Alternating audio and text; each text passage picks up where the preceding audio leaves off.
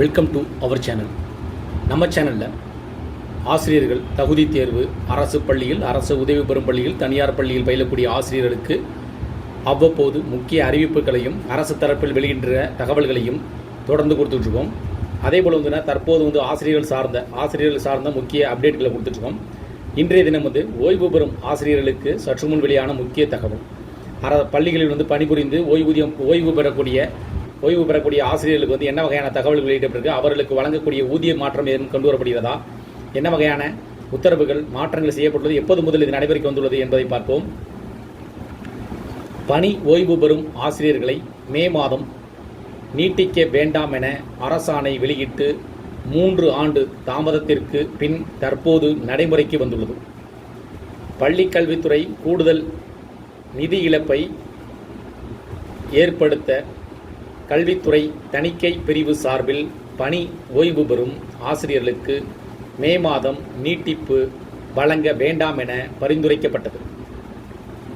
இதன் அடிப்படையில் 2022ஆம் ஆண்டு ஜூன் மாதம் 28ஆம் தேதி அரசாணை எண் 115 வெளியிடப்பட்டது. இதில் பணி ஓய்வு பெறுவோர் அக்கல்வியாண்டில் தேர்வு பணிகள் முடியும் வரை மட்டும் பணி நீட்டிப்பு வழங்குமாறு தெரிவிக்கப்பட்டது. இந்த அரசாணை வெளியான பிறகு பள்ளிக் கல்வித்துறை இயக்குநரகத்தில் இருந்து மாவட்ட முதன்மை கல்வி அலுவலருக்கு பிரத்யேக செயல்முறைகள் அனுப்பப்படவில்லை.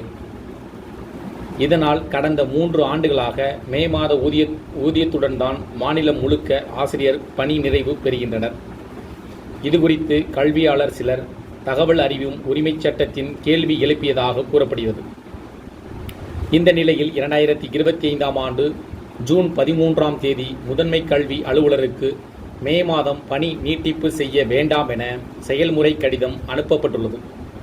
நிதி இழப்பை விதிமுறைகளை செயல்படுத்த 3 ஆண்டுகள் கால தாமதமாகியுள்ளது.